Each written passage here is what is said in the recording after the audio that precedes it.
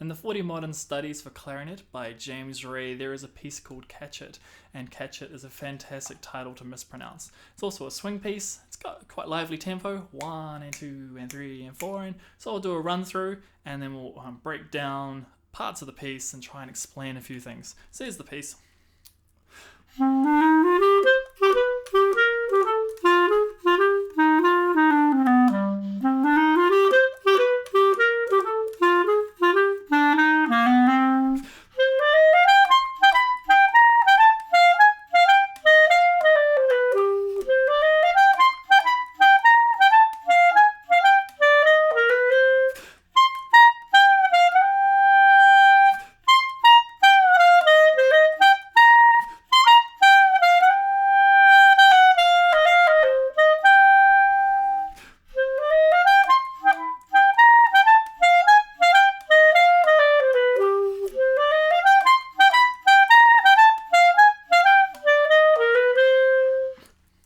So I embellished a little bit, but at its core, that's generally the piece.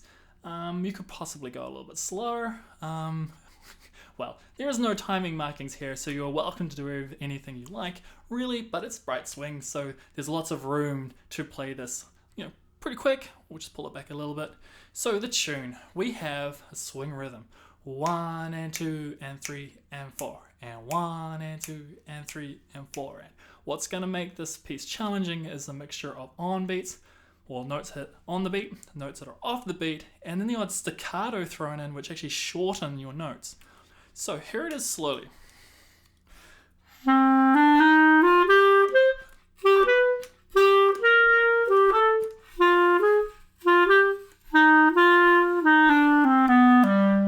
So we have 1 and 2 and 3 and 4, and 1 and 2 and 3 and 4, 1 and 2 and 3 and 4, and 1 and 2 and 3 and 4. And so there's always that underlying swing groove. At the beginning, we have some staccatos. They're going to create silence, but inside those crotchets are still going to be 2 quavers. So how about I play everything as quavers? Because this is the best way to build ourselves up again.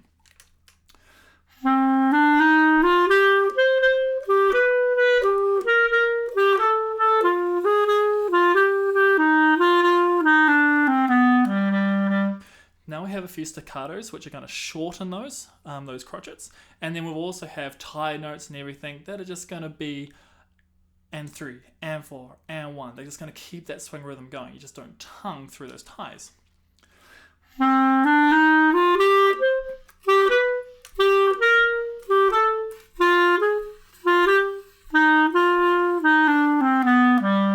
So hopefully now you can hear the quavers going through all those long notes, or through those crotchets that are staccato. Boo, da, da, da, da. And that's why it's a good reason to tackle these pieces slowly first, just so you can hear that swung quaver groove happening. Then the piece repeats itself.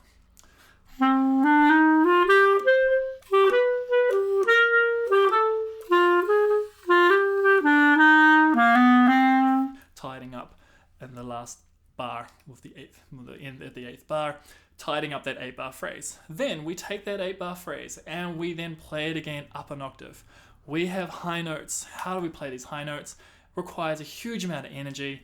Okay, almost has to work hard. It's going to be like holding out a weight for ages. It's going to require a lot of strength. I like to suggest practicing these notes such that you slur up to a high D, for example, and then just hold that high D and try and keep that energy going.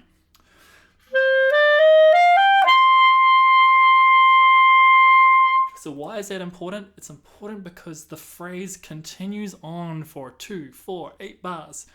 And if your energy dies after you've hurled out that high note, then the energy dies and all the other notes might fall apart. So it's very important to just keep that energy going, even though you've maybe gone past that D.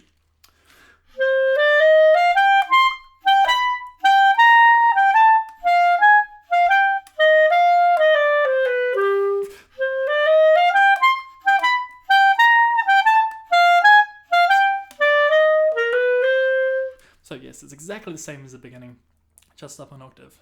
Okay, the middle section. We have a mixture of articulation. We have a hat, it's a marcato, ba.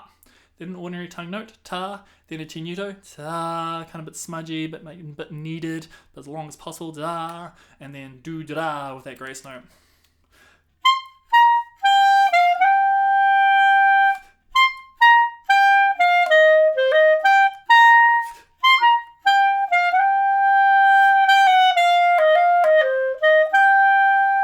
So this is all getting into that stratosphere, getting in these high notes now. It's going to be tiring.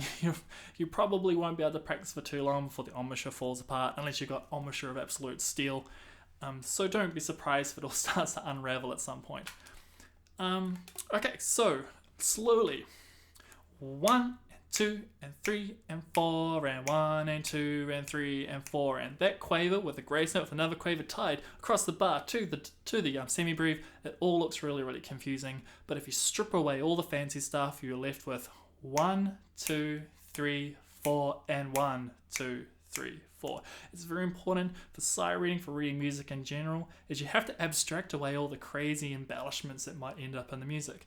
Oftentimes it's just simple crotchet Lego blocks, pairs of quavers, Lego blocks, semi-breve Lego block, you piece all your Lego blocks together and you get just another rhythm from a phrase. Or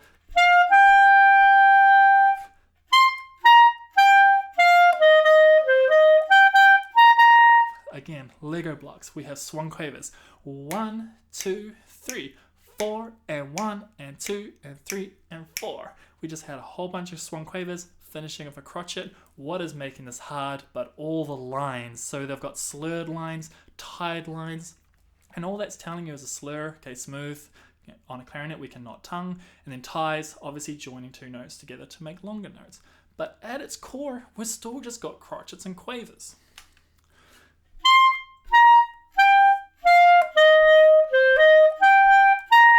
One and 2 and 3 and 4 and 1 and 2 and 3 and 4 and so long as you got that swing groove, you got it covered.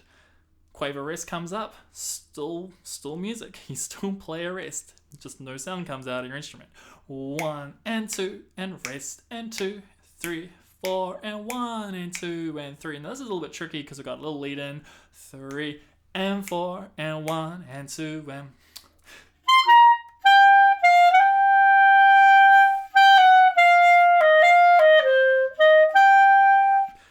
so this is kind of almost like a phrase of two parts. If you're practicing at home, it's all getting a bit overwhelming. We have the first half of the phrase. Okay. Boo-doo, ba, doo-da, 1, 2, 3. And then we have some notes that happen on beat 3 and 4 and. Okay, it's very important to spot these lead-in notes because you don't want them to feel like they've belonged to the notes before. They're the lead-in to what comes next. Okay, so all together.